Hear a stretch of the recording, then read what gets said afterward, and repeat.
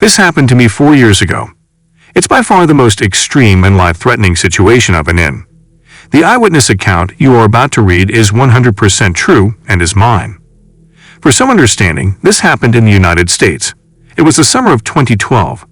My longtime boyfriend and I had recently gotten married. Even though we were dirt-poor college students and lived in a dinky apartment, we were having a blast. That particular summer we gathered with our friends at the local movie theater almost every weekend. There was one just down the street from our apartment that had really cheap movie tickets. A night out that was under $10 was certainly within our budget. Anyway, one Thursday night I received a call from this group of friends inviting us to watch the midnight premiere of the newest Batman movie. I just finished working a 12-hour shift and was pretty tired. I almost refused the invitation and thought of crashing in my apartment instead. However, I didn't want to miss out on the fun, and it was a movie I'd wanted to see for a while anyway. Certainly it wouldn't do any harm to stay up later than usual and miss a few hours of sleep, right? At 10:30 p.m., we met at the theater. We passed large cardboard cutouts of Catwoman and Batman as we walked inside, greeted by the smell of buttery popcorn and the chatter of excited moviegoers. The ticket booth was to the right of the entrance, and just above that was an electronic list of movies being played. The 12 o'clock a.m. showing of The Dark Knight Rises was displayed up there in bright red letters. Being paranoid that the tickets would sell out quickly, one of my friends swung by earlier that day and purchased tickets for all of us. We bypassed the ticket line and went straight to the ticket taker. She smiled at us and kindly directed us to Theater 9, which was on the right side of the lobby. If only I had known what I do now, that among the crowds a killer was lurking, that as I walked across that tacky red and purple carpet towards Theater 9, I could have been walking to my death.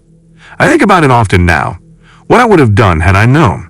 Pulled the fire alarm, called the police, screamed for people to run away. But of course, I had no way of knowing what was about to happen. Oblivious to the peril I was putting myself in, I pushed open the doors for Theater 9 without giving it a second thought. The hallway in this theater was shaped like a U, and you could go either right or left. Theater 9 was the largest screening room in the building, perfect for accommodating the crowds that midnight premieres brought in. The screen was motionless and gray. Not even the previews had started yet, because there was still a good hour and a half to go until the movie actually started. We entered on the right side, so all of the seats were to our left. I remember being surprised at just how packed the theater already was. Just about every seat was filled, much to our dismay. At first it seemed like we wouldn't find a spot to sit together. Now, the way this theater was set up, there was a section of seats right in front of the screen. This area was flat, and there were about 5 rows of seating in this section. A lot of seats in that section were empty, but sitting right in front of the movie screen sucks, and none of us wanted to sit there. One of my friends then spotted a row with 5 empty seats all next to each other, perfect for the amount of people we had. These seats were about 3 to 4 rows up from where the seating rows start to elevate. We ran up the stairs before someone could take the seats and filed in. My husband, Brock, sat in the 5th seat. I sat next to him, and my friend Samantha sat next to me on my right side.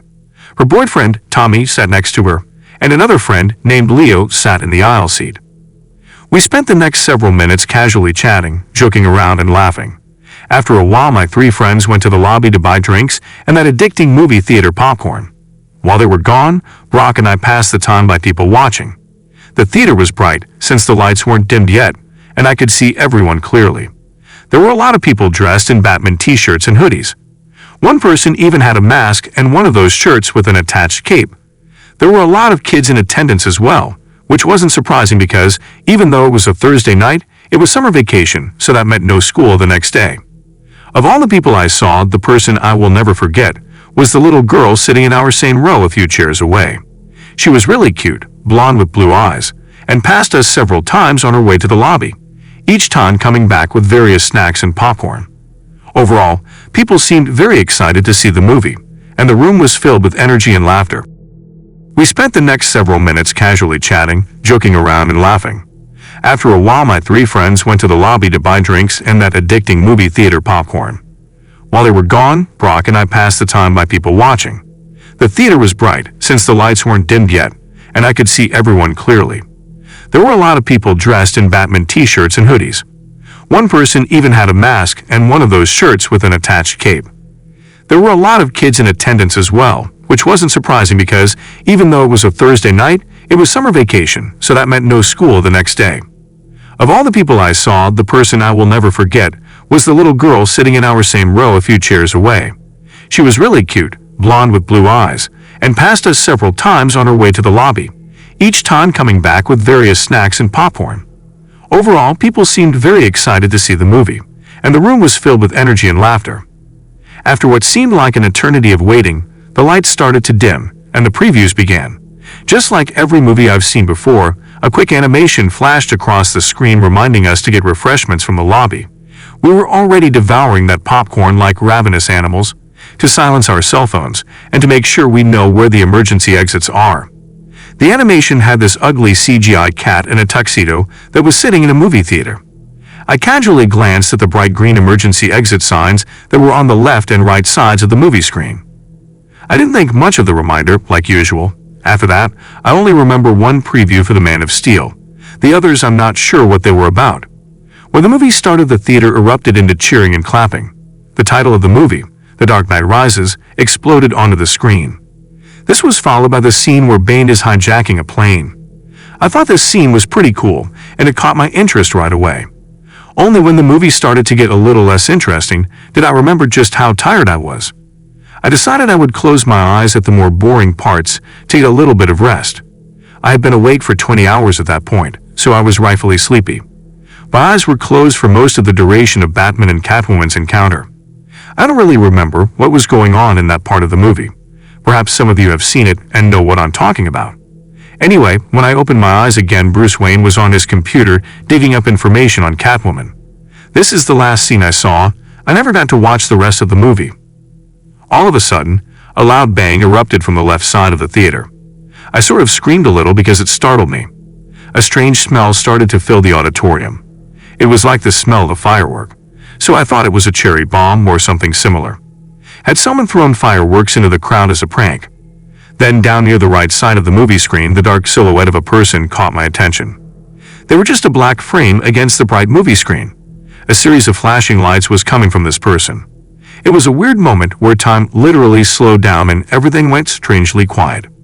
I was completely frozen, unable to move, and really unable to think at all. It was like my brain had stopped working entirely. Brock caught on immediately to what was happening, and he grabbed me. He pulled me to the ground and lay on top of me, shielding me with his own body. At this point, time and sound returned to me. I could hear the gunshots ringing out across the theater. People were screaming. The movie was still playing on top of it all, creating a chaotic explosion of sound. I realized the flashing lights I had seen were bullets flying out of a gun barrel. An instant sensation of adrenaline flooded my body. There was absolutely nothing I could do except lay there and hope to God that the bullets I heard ripping through seats and walls wouldn't go through me too. At one point, shrapnel hit my head, cutting off a good chunk of my hair, and as I reached for the spot to make sure it wasn't bleeding, hot pieces of metal fell into my hand. I was lying face up, so I could see everything that was happening. The lights from a still-playing movie danced across the ceiling and walls. My friends were on the floor with me. Our unfinished bucket of popcorn was spilled all across the floor. Leo had his legs sticking out into the aisle because there wasn't enough room for him to hide completely behind the seats. At some point, Samantha's water bottle, which had been in the cup holder between our seats, exploded. Water splashed all over my face. The smell of gun smoke was overwhelming. Riot-grade tear gas made me cry and caused me to cough uncontrollably. There was another smell, too, the horrible metallic smell of blood that I'll never forget. I remember my lower body feeling wet all of a sudden. For some reason, I thought this came from the leaking water bottle, but I soon realized this wasn't the case. All of a sudden, things went strangely quiet. The bullets had stopped for some reason. Tommy shouted, "Let's G out of here." We took advantage of the opportunity and made a run for it. We ran down the stairs, across the front of the screen towards a bright green EXIT sign. We crammed into a small, closet-like space where the door was. It was so dark we had a hard time finding it. We were screaming and slamming on the walls to find the door, blinded by the tear gas and dumbfounded by shock. Then finally, my hands felt the metal door handle, and I pushed against it with all my strength. The door flew open and the light of a nearby streetlight flooded our eyes. We pushed against the door so hard that we all fell over onto the concrete. Samantha lost her pink flip-flops just outside this doorway. As I scrambled to my feet and literally ran for my life, I realized my legs were red, absolutely soaked with blood. It was like I dipped my legs into a bathtub full of it. I checked my body all over and realized I wasn't injured at all. Where had this blood come from? I looked behind me and realized that the blood was my husband's. He had been shot in the leg. A massive gaping hole had ripped through the lower half of Brock's right leg. His foot was barely hanging on and dangled lifelessly. Leo and a young man I didn't recognize were carrying Brock because, after falling outside the door, he lost all his strength and he couldn't walk. I was completely shocked. I had no idea he had been injured, especially since he was right behind me the whole time and managed to escape the theater all by himself. How he get it on one foot, I'll never know. At this point I screamed. My scream was so loud that it alerted nearby construction workers. At the back of the theater there was a narrow parking lot, followed by a grassy lawn and then the street beyond that. The construction workers were doing road repair on this street, but as soon as they heard my scream and saw us running they stopped working and watched what was going on. I'm not sure why this is such a vivid part of my memory. Anyway, they carried Brock along the back sidewalk all the way to the end, where the corner of the building is. This was quite a distance, several dozen feet. My husband then collapsed from exhaustion and pain, saying he couldn't move anymore. He lay down and a puddle of blood started to form beneath him. I looked back and realized we had left a trail of blood leading from the door all the way to our current position. I was trembling. I knelt beside Brock and glanced around to see who else was injured. Tommy had been shot in the knee and the hip and was further away in the parking lot. The teenager who helped my husband was also injured. His dad and mom were with him. His mom was sitting against the wall and looked like she was going to pass out. She was bleeding from several places. That family escaped at the same time we did. I guess they heard the bullets stop and decided to make a run for it too. We were all lucky because the shooting was still going on inside. I had to take off my shirt and use it to stop the bleeding. I'll never forget how lifeless and limp his leg felt, and I imagined that's what a dead body must feel like. I got blood all over my hands and arms. The police showed up really fast. I'd say we were only outside for a minute or two before the red and blue sirens filled the night and rushed to our location. We were literally a block away from the police station. A female officer stood by us the whole time until paramedics arrived, which took a very long time. Brock was one of the last to be taken to a hospital. He was bleeding out for almost 20 minutes before an ambulance pulled up on the same street with the roadwork. At this point, he had become almost unresponsive and was on the verge of unconsciousness. Several massive guys rushed across the grass with a stretcher, loaded him onto it, and then ran with him back to the waiting ambulance. I wasn't able to go with him because there was another injured person in the ambulance, and it was too crowded. I wandered around to the front of the theater alone, unsure of where my friends had went. My blood-stained shirt and a pool of blood were left behind on the corner of that sidewalk. Walking through the crowds felt like a dream. I couldn't believe what just happened. People were in hysterics and crying. A lot of people, such as me, were covered in blood, and like me, I'm pretty sure the blood staining their skin and clothes wasn't their own. A lot of people seemed to notice how lonely and dazed I looked, so they kept me company and even offered me a ride to different hospitals to find Brock, because I hadn't been told what hospital he was taken to. I hung around these people for a while as police swarmed the area and asked us what we saw inside the theater. The whole parking lot was on lockdown, and we weren't going to be allowed to leave any time soon. It was around 2:00 a.m., so it was very dark outside still, and I was pretty cold, wearing only an undershirt and shorts. The flashing red and blue lights of what seemed like 100 police cars were blinding. I remember seeing a big police vehicle pull up that said something like Crime Scene Investigation Unit on it. I think that's when it really sank in and hit me. I started to get sick to my stomach and wanted to vomit, but somehow I was able to hold it back. Eventually, police started letting people leave. I jumped into my truck and booked it out of there. I was in such a panic that I didn't even think to go back to my apartment, grab my cell phone, which I had forgotten, and call my parents or someone else to help me. I was angry, upset, scared, and most of all still in a state of shock. Was I really going to lose Brock only a month shy of our first wedding anniversary because of some psychopath with a gun? Thankfully, by the time dawn rolled around, I found the hospital he was treated in. This was in the next city over, maybe 45 minutes from the theater if you're going the speed limit. I was so happy to be there, and the hospital staff were all so welcoming and understanding. After making sure I wasn't injured as well, they let me wait in the ICU room that Brock would be placed in when he was done recovering from surgery. I was so glad he was alive. Brock and Tommy both had survived, though many others weren't so lucky. I found out the following day, after so much needed sleep on a hospital couch, that 12 people were killed in this shooting and over 70 were injured. I remember they first thought 15 people were killed, but the real number was 12. The little blonde girl sitting in my road did not survive. She died in the theater no more than a few feet from us. She had been shot multiple times. A heartbroken police officer, who cried during his court testimony, tried unsuccessfully to save her by carrying her out of the theater and having her sent to a hospital. Tommy was rushed to a different hospital in the back of a police car. He underwent surgery and made a full recovery. The bullet missed his hip bone and narrowly missed his urinary tract and bladder. According to the surgeons, my husband lost almost half his blood. Brock made it to the hospital just in time. Any later, he would have died. He underwent several blood transfusions and was in the hospital for 21 days. The wound to his leg was severe enough that they had to amputate it after trying unsuccessfully to save it. It's been so long since the shooting happened that my husband, friends, and I have been able to recover from it somewhat. The event was pretty horrifying and has left us scarred for sure.